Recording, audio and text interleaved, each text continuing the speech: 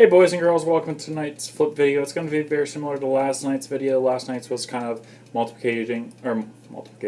multiplying with those bar things, and this is going to be dividing with it. So it'll be a shorter video because last night's kind of covered the concept. So let's get moved right into it.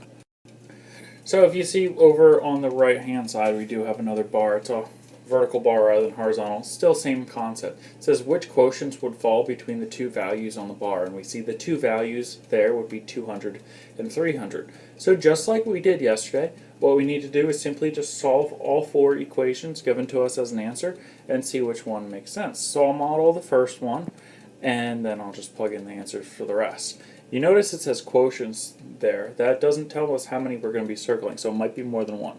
So we've got 628. I don't think I've left myself enough room. Let's move that up. Okay, 628 divided by 2. Remembering that it's divide, multiply, subtract, bring down, and repeat.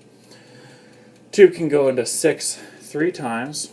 Always start at the top. 2 times 3 is 6. Subtract it, gives us 0. Bring down.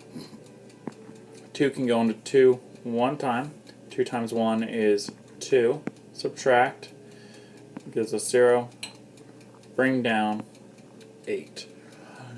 2 can go into 8 how many times? It can go in 4 times. Apparently I'm very correct.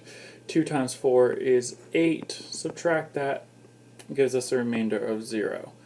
To check this, I would do 314 times 2, which will give me 628. So my answer for A would be 314. Now I'm going to plug in the rest of the values.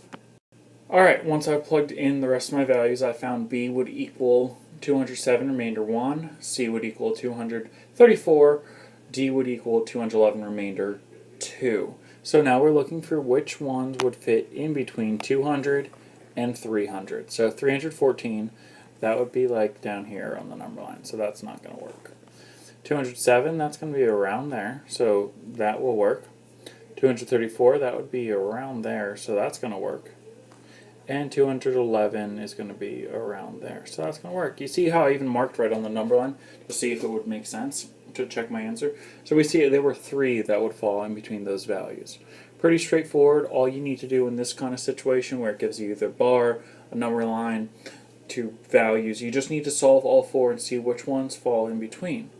Which brings us to our bring back to school problem. It says which quotient would fall between the 2 values on the number line. 2 values being 120 and 140.